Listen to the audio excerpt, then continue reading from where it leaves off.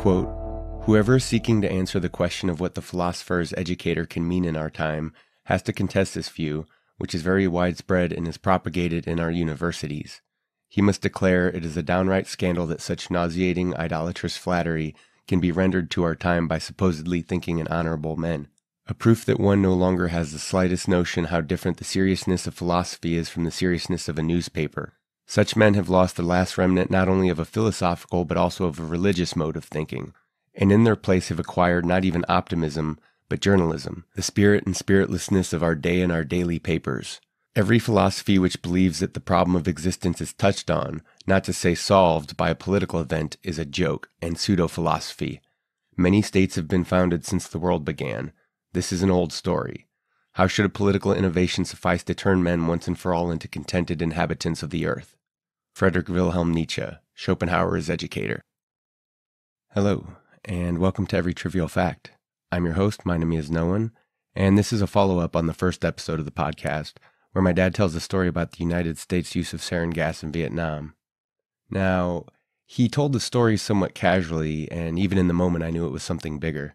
It's not just another war story, because lots of people have those, but only so often do they involve war crimes, the violation of the Geneva Convention and Protocol, since these are generally covered up, even after the truth comes out somewhere down the line where no one is available or willing to speak honestly on the matter or face the consequences.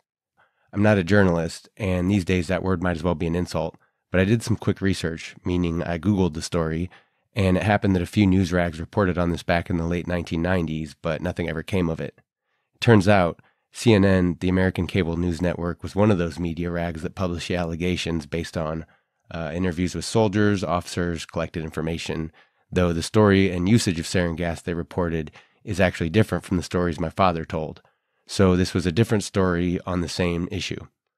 After CNN broke the story, the U.S. then supposedly investigated itself and found no wrongdoing.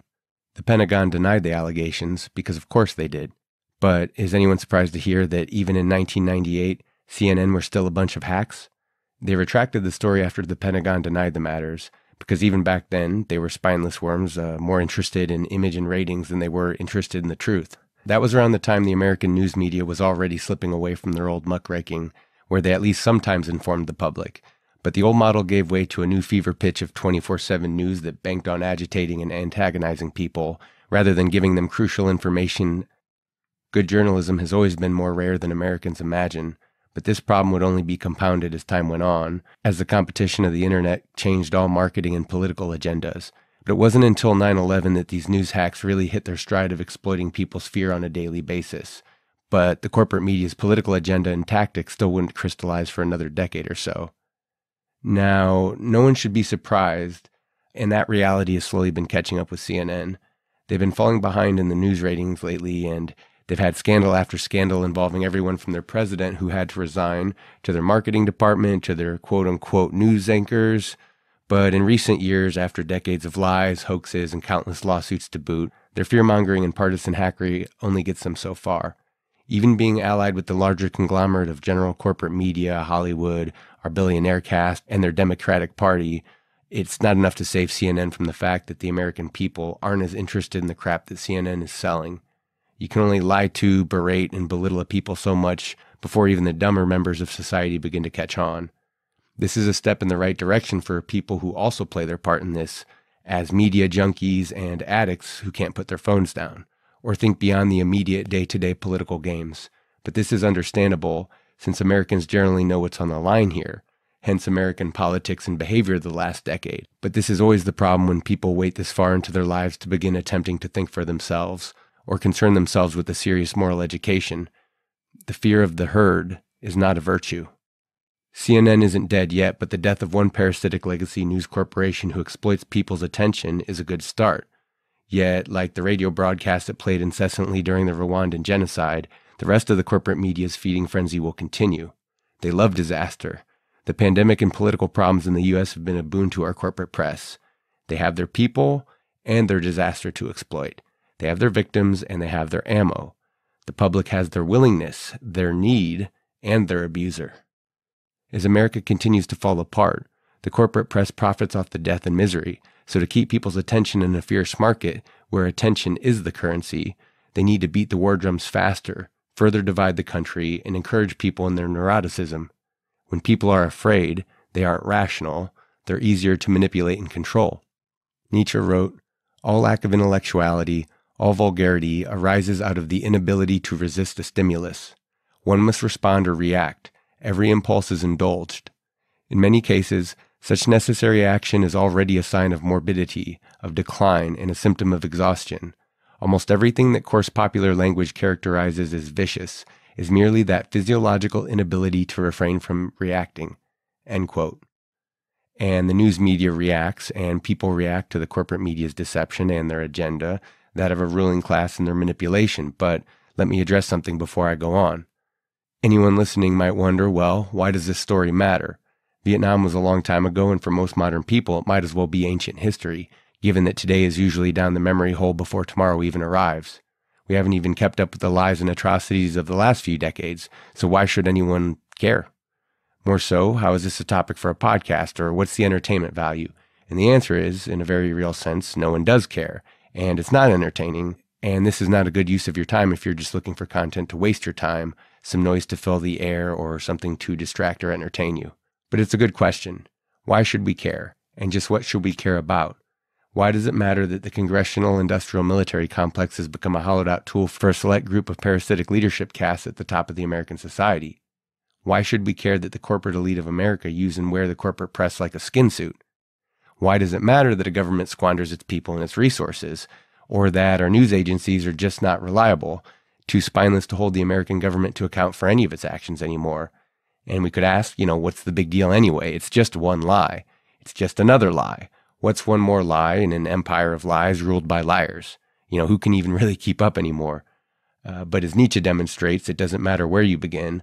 One lie is sufficient starting position to unravel a life, a government, a ruling elite class full of lies, and I guess you need to be careful where you go here because, it turns to flat earth real quick. But given the general failure in Vietnam, the lack of strategy, the ineffectual military leadership that didn't listen to their troops on the ground, the lack of a real and definitive goal, the lack of any obtainable win condition, why does it matter that a government isn't interested in winning its wars? Long past any heroic memory of World War II in Korea, Vietnam, now to the utter failure in Afghanistan, we see that there's seldom any real goal or obtainable win condition in our country's wars. Whether we play dirty or fair, this is a problem. War is easily the most important, necessary, and unifying action a state can take, with the deterrence of preemptive action being the best way to prevent wars in the first place, by the projection of strength. But in the modern age, just what point do these endless, aimless wars serve, aside primarily benefiting a few titans of industry? Like the majority of the disconnected, unconcerned, uninspiring leadership class in Congress, these wars have been wholly uninspiring and exhausting to an already tired, disjointed, mistrusting, and disconnected populace whose lives primarily revolve around production and consumption. They don't generally care to be interrupted by war. It turns out even modern soldiers, and especially civilians, actually like civilization. They like being able to buy food rather than having to fight or kill each other over resources or other disputes. This damage is old, though. It matters that our journalist classes are detached and delusional, focusing mainly on celebrity and consumer garbage culture, while being nearly completely absent in action on every other front that matters, other than usually to serve as proponents for their brand of propaganda, their agenda, and the state's agenda. That's their political class and their class allegiances. Through legacy media, social media, what formerly mattered has been cut down to its lowest common denominators. Not in America, for Americans, but my side versus yours, globalists versus nationalists, mentally ill people versus civilization. But people have a hard time appreciating what they have until it's gone. The U.S. government's endless lies and parasitic use of its own people matter.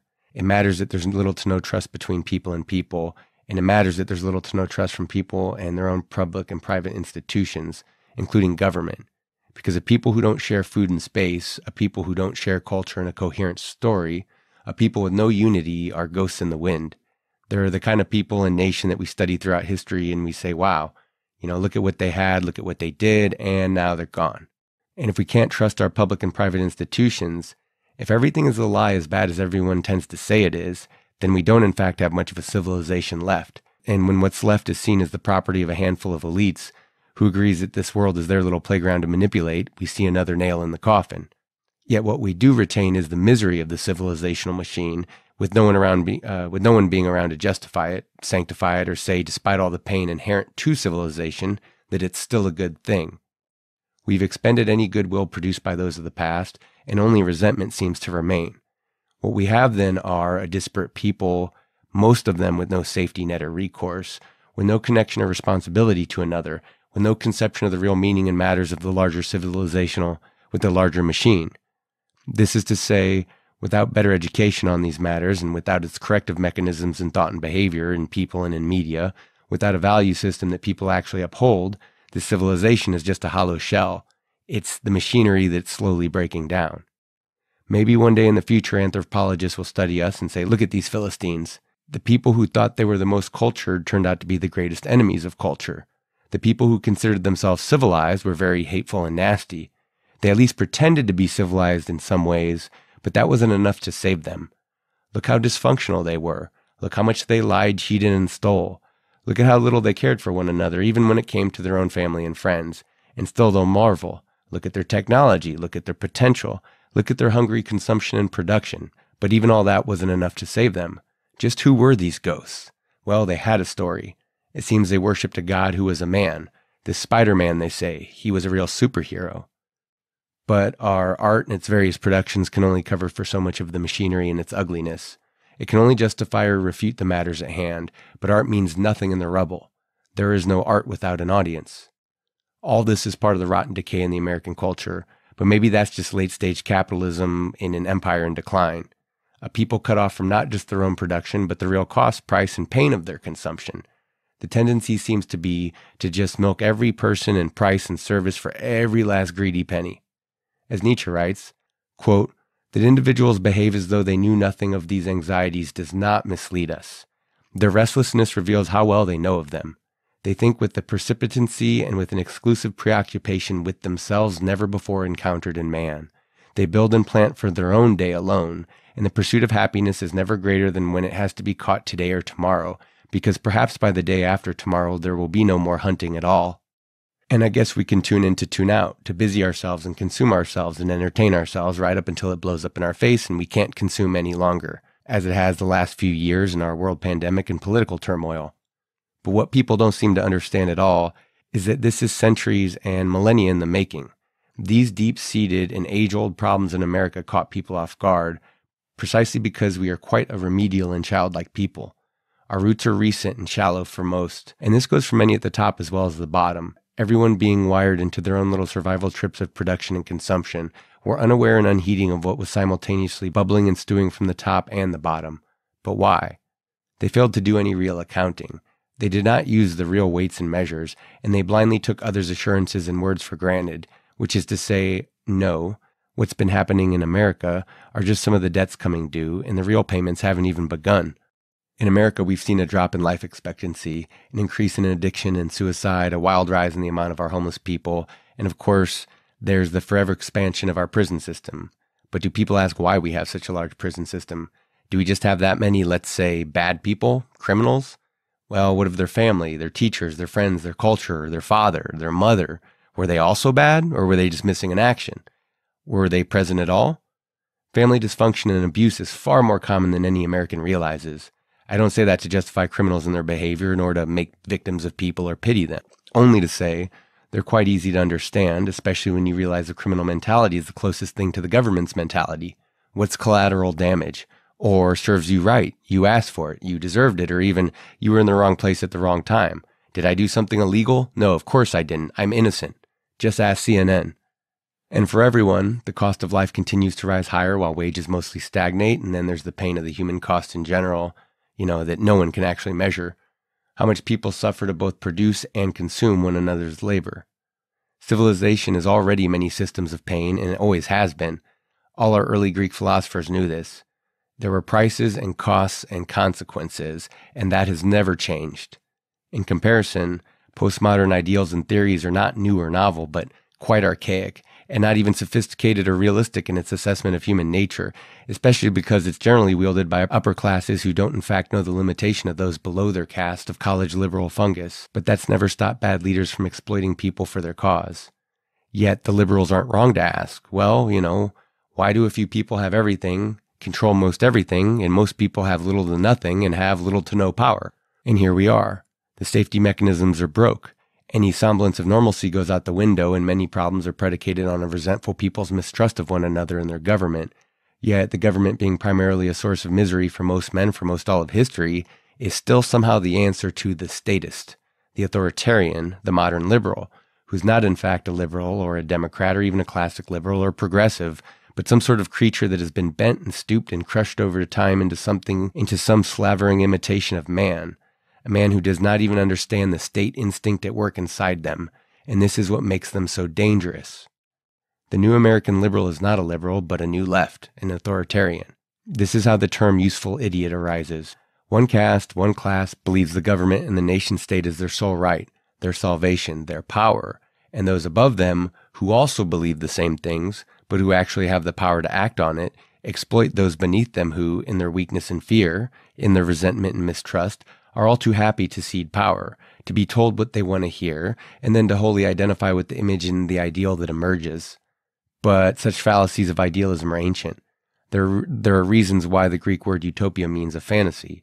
It's not a place, or it's no place, because there is no such thing as a theoretically perfect, just, and equal society.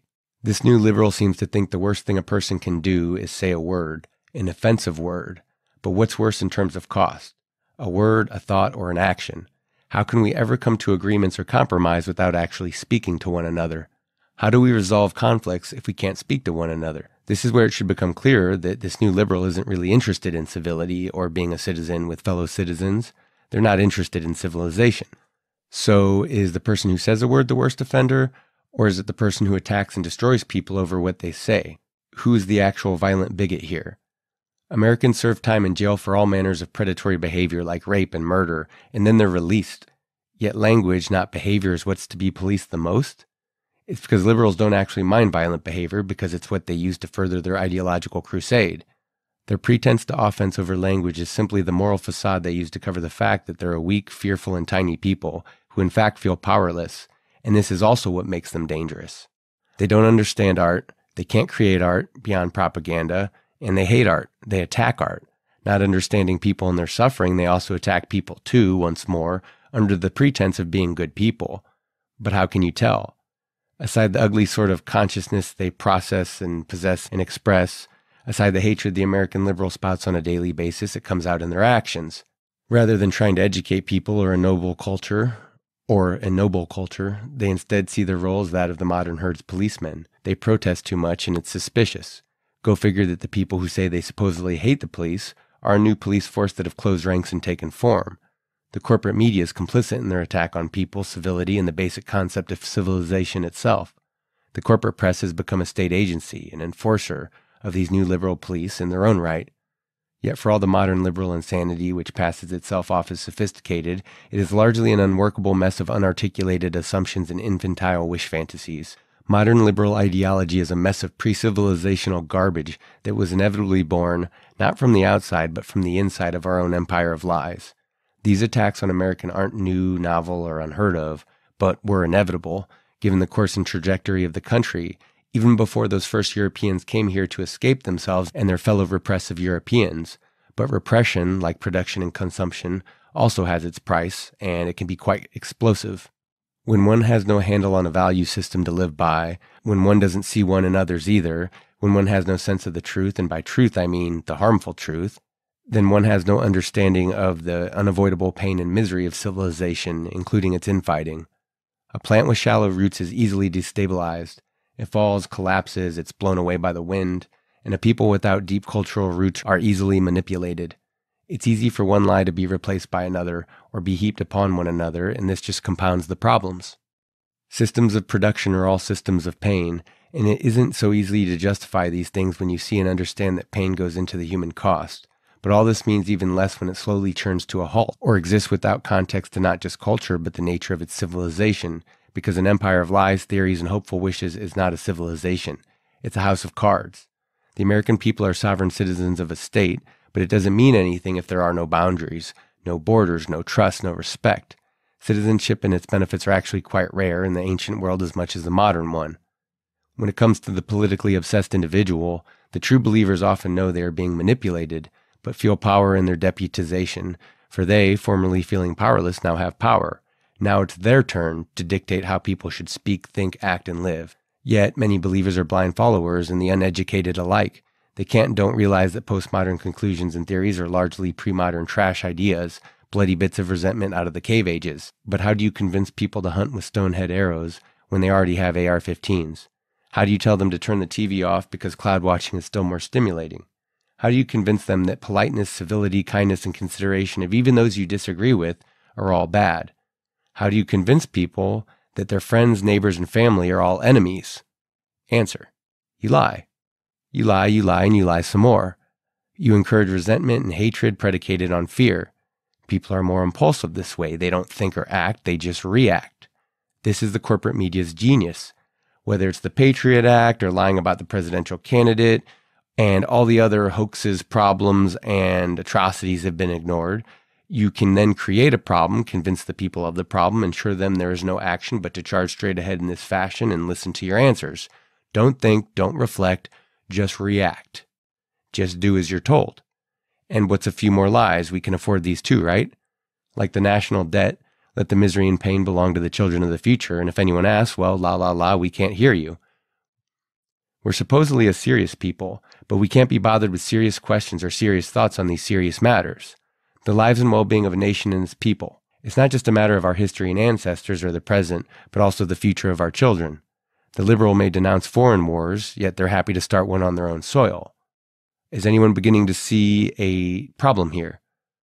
The end results and desired outcome of those slinking around in the mud and blood out of the past few centuries and millennium is the championing of pre-civilizational garbage values. These modern liberals, these supposedly enlightened beings, love to find and create enemies. They are the black pitch of the human spirit, not the strength that emerges when squeezed and pressed, but the weakness and resentment of those who are only crushed under pressure. Yet most of them are overeducated, over-socialized, and generally wealthy from the upper stratums of American society. And for giving lip service to the importance of education, modern liberalism is not concerned with teaching people to read, to write, to speak intelligently, to consider all sides of a matter, to work out differences as civilized beings. They're not interested in the most difficult of challenges, the pursuit of a noble culture, a noble people, and a noble education. Instead, the modern liberal is champion of our animal nature, a nature they think that humanity, rather that, I guess, wealthy, fat Westerners have overcome. Look at them. They're enlightened. They have overcome their most impulsive and destructive instincts. Yet, for having this belief, the modern liberal's province is our animal nature, the sort of stuff that inspires people to revert to all fours. Between government education and the government itself, this peculiar liberal madness is a sort of irrationality and shallow emotionalism that emerges from the state's own hand in its creation of its own enemies, whether they come from within or without. This is precisely how and why a bad state, a weak and parasitic leadership class, produces resentment in anarchists, communists, and fascists alike. And people ask, what happened? How did this come to be? They haven't been paying attention, not just to present America, because none of this has happened without a reason or in a vacuum. These aren't new problems for civilization or America. They're ancient. More so, people forget a disease isn't a weakness, but weakness is the precondition for disease. A state, a system, a government, a people, a person, they all break at their weakest points. A nation in totality is no different. In the division which is the destruction of citizenship, culture, and identity based on the most remedial and shallow tribal signifiers is, contrary to liberal opinion, not progress, but quite literally steps backwards. Liberals want us to go back to enslaving and clubbing and judging and segregating each other over basic tribal signifiers, and the corporate press and those in social media have been happy to oblige. Most men know better. That is, they know not to write checks their ass can't cash, as the saying goes, because we as men come to learn that it's our lives and our loved ones' lives who are on the line. That peace and violence both have their costs, but the average modern liberal is so well protected, so well insulated, so arrogant and ignorant that they can't recognize why they have the luxury to play such deadly games of iconoclasm in the first place. They can't or won't see the cost of their behavior and words until it's too late. They don't see how they court disaster and beg for their own destruction. They never have, historically speaking. While the liberals close to the bottom of the American trash heap have their own vision and ideals, it's the leadership caste at the top who best exploits them, while maintaining a strict hand on the wheel of power. With their conglomerate of state, the legacy media that largely serves as state media, Hollywood, social media, the tech industry, the modern liberal tyrant class dominates and controls America and believes it's their holy right to do so.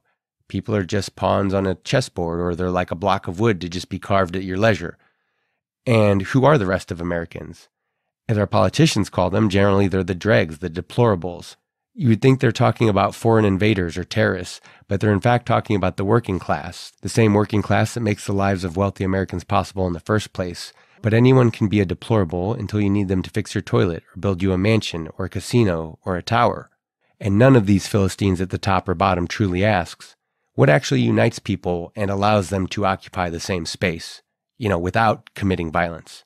Instead, they ask, how can we further disempower those beneath us? How do we kick out the ladder from underneath people? We still want their time, their attention, their money, and as the slave master class, we still want to consume all the production of those beneath us who make our privileged existence possible. But to retain power and to obtain more power, how can we further divide and manipulate Americans? How do we set and seal our agenda? One answer has been the corporate media. Americans in total, at least when face-to-face, are often quite kind, considerate, even too kind and considerate, too polite, and often well-mannered in totality, even if undereducated or uneducated. So how does one convince others that some Americans are devils and that some Americans are more equal than others? Just how do we further drive them to hate each other? How do we encourage them to run on fear and emotion? These aren't conscious thought processes, mind you, but we've seen it play out in real time. This is the behavior of hateful people, the avaricious and the delusional. It's not enlightened or progressive. It is pre-civilizational cave-age garbage predicated on an abused and traumatized people's cave-age physiology. It's a step backwards to the Stone Age, which arguably we never left despite our sophistication. Our animal physiology, our biology, has retained its basic structures and impulses. We have not transcended the fact that we are great apes with very destructive impulses. We are constituted as we are, and no art or well wishes or ideals or politics will cover for that, except for those who see and understand what a better stewardship and education of sentient life actually is. It's been said, or better yet, Nietzsche said, a will without an aim will in fact will destruction before it wills nothing at all. This is how vital the will of a person or, say, a nation is. Nietzsche also said, war is a way for a nation to avert its suicide. It's a way to try to avoid disaster. But given how America has exhausted its people with losing wars abroad while fragmenting and souring Americans with wars within, it's clear that the United States' quote-unquote will is a self-hating and suicidal will. And it's a shame because despite our country and government's stupidity that easily is misconstrued as weakness, our culture, both what's produced in art and media, as well as its bones of citizenship and systems and civility and goodwill, and even the military itself, are all very powerful. Our culture and our media is very powerful. But proverbially speaking, even the greatest of empires easily falls when it doesn't wield these tools and these systems and these people with wisdom and prudence. And in that case, it doesn't matter how great your art is, how noble your people are in aspiration and theory, if they have no culture or country to call home. Power is not power if you have a people without a nation, a state without a people, or a place where people don't even want to live, or maybe they're even too embarrassed and ashamed to call it home. Yet people need to settle somewhere to put their potential to use, and potential has no demographic or politics. Everyone has potential. One man alone can create inconceivable damage, and one man alone can create inconceivable good. I mentioned the media's utter dereliction of duty.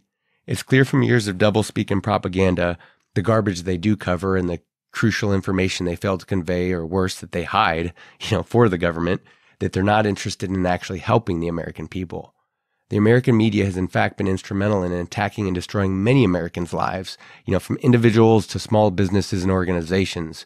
They have proved themselves to be bullies. The American media never stopped its muckraking and hyperbole, and the corporate media is not interested in real news or a real world, but maybe that was inevitable when journalists in this country have always existed to sell advertising space. And when that advertising space is substituted for governmental cover-ups and political agenda, when it's substituted for, let's say, propaganda, lies, gaslighting, when, say, the corporate media becoming the state's media arm, maybe this is just the results of capitalism at work. Again, maybe this is just late-stage empire, decline. Here we are to produce and consume. What's it matter if it's right or wrong or just or sensible or coherent? Anything to keep the pipelines moving, anything to keep consumers producing and spending, and how much better when we can funnel all that potential to fit an agenda.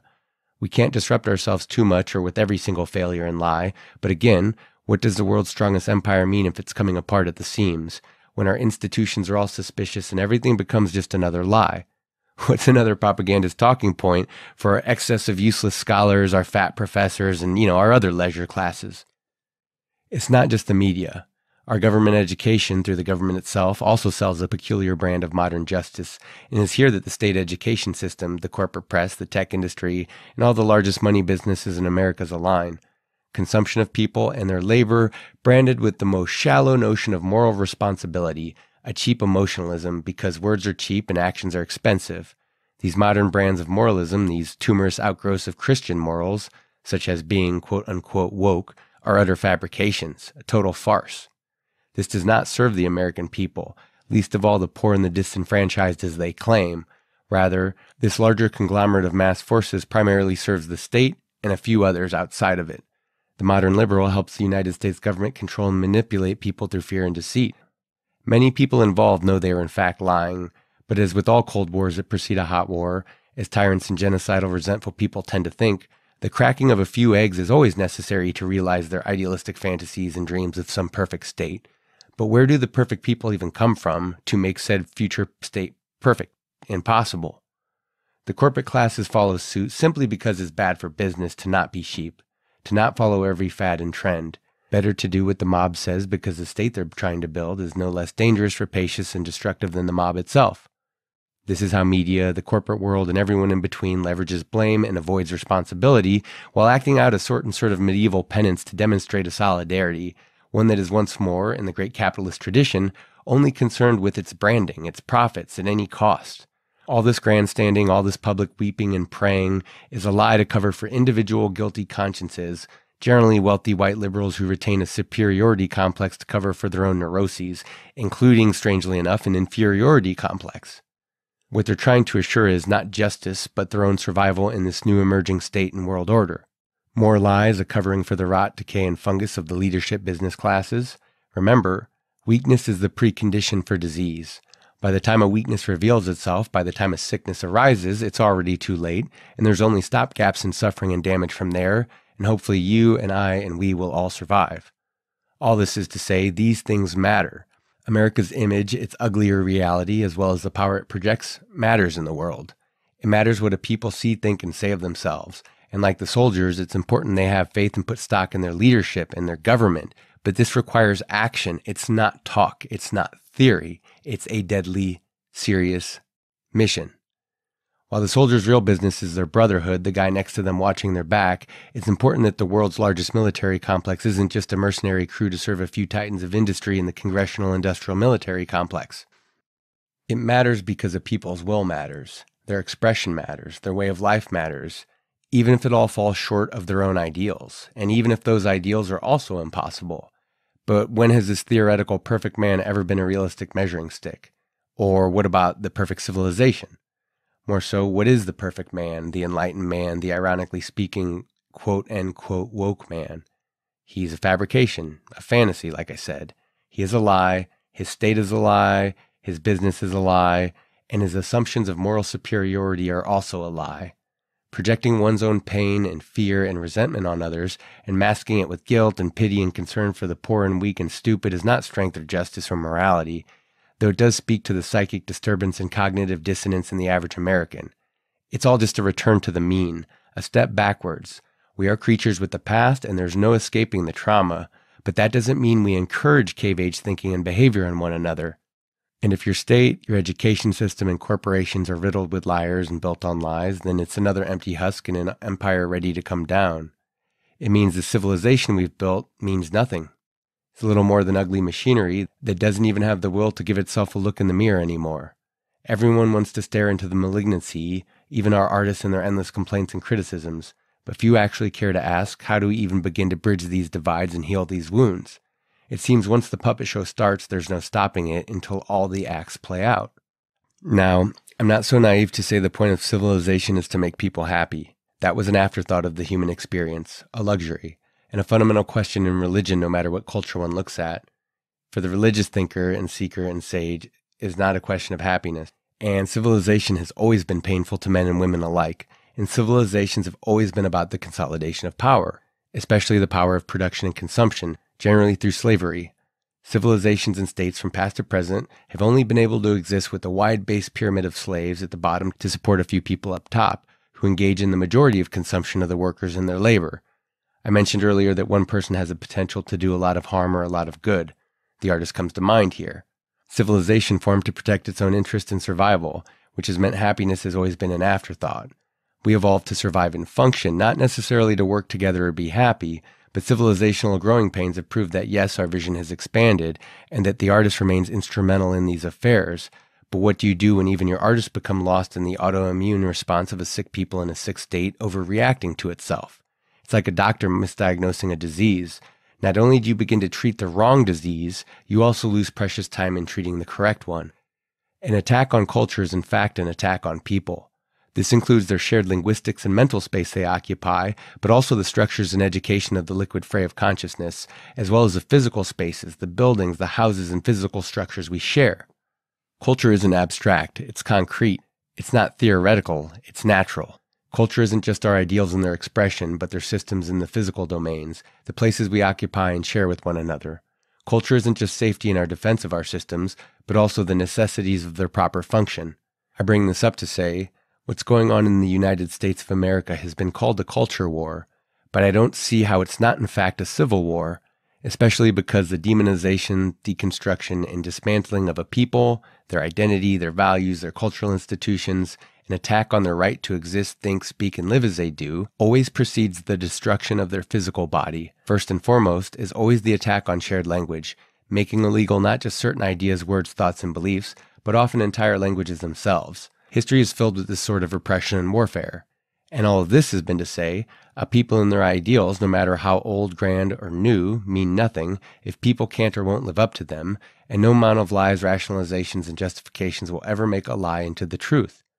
Our goodwill is produced and consumed in this manner because nobody, even the dumbest and meanest person, in fact likes to be lied to, even if they prefer a lie to the truth. Or at the least you could say, nobody ever wants to pay the price for a lie. But that price eventually becomes due, whether or not anyone involved firsthand is present to pay it. What have the children of America seen the last few years? How will they feel when they see just how much Americans, their media, their state, and their public teachers have lied to them, when they continue to lie to them? Without a shared space to occupy, without a desire to be honest with each other and in our dealings, civilization itself then renders us, men, inert.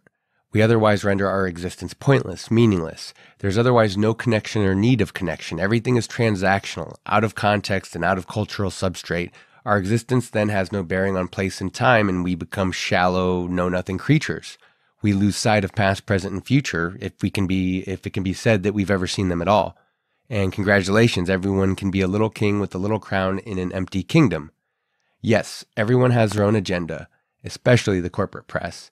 And everyone is their own little cog in their own little corner of the machine, wired into their own little survival trip. So we can ask once more after all this time, truth, justice, the American way? Just what the hell is that? And what do these words mean in a culture full of liars, a media full of liars, a government full of liars, and an education system full of liars? Answer: if we don't sort this out, then the nihilists are correct in what are really just growing pains. It would mean nothing at all. If we continue to rush forward with no real thought, reflection, or true end goal and win condition, then we are in fact doomed. This has long been the nature of large-scale civilizations and empires, and their repetition compulsion within a larger recurrent pattern of human behavior. Sheer necessity forces all things, and these things come together briefly to come apart very quickly. A man lives and grows over the course of a lifetime, but he may die in a single moment.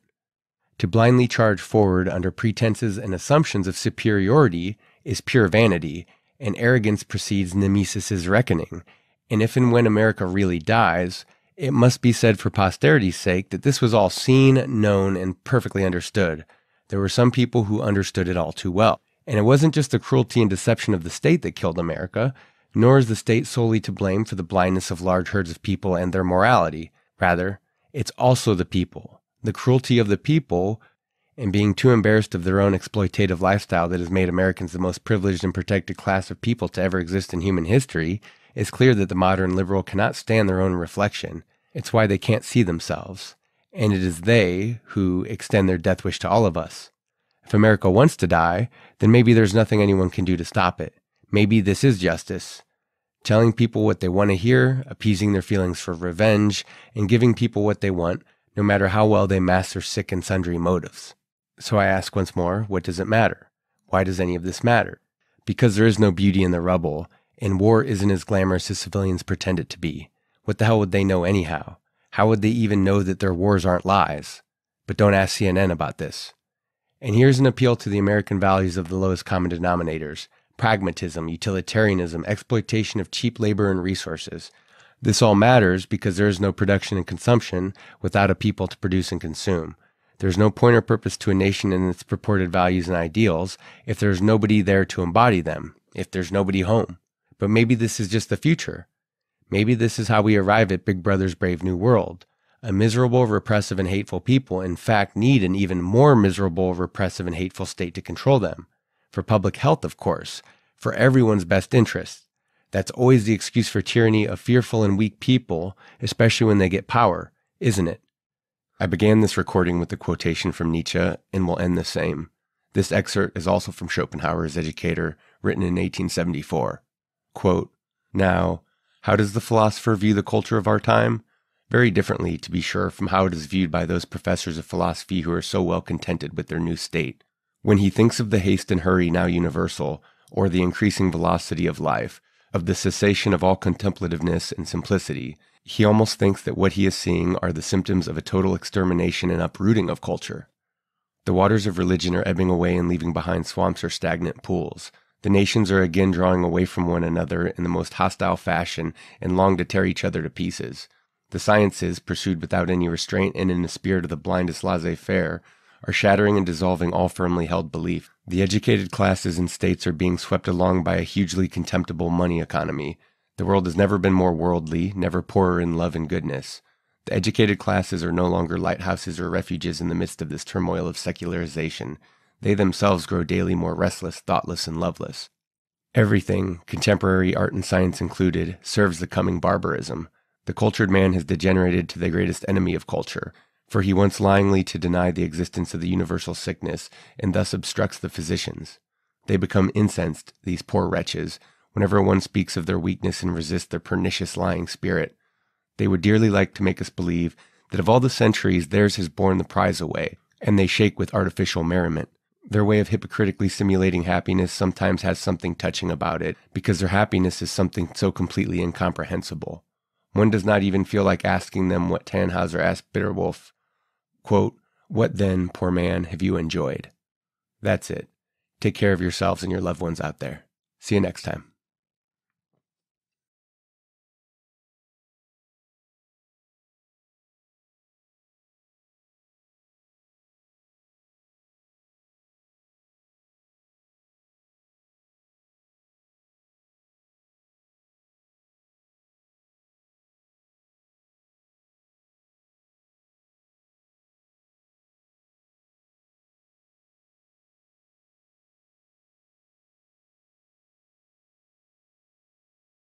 So stay aware out there. Pay attention and take care of yourselves and your loved ones. See you next time.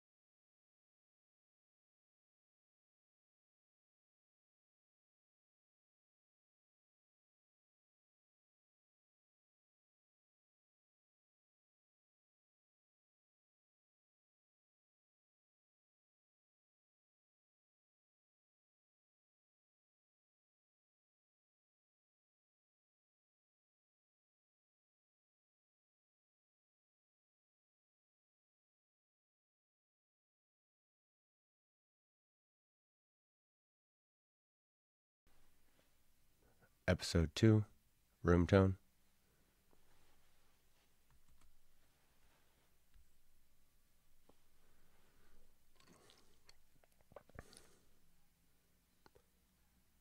Hello.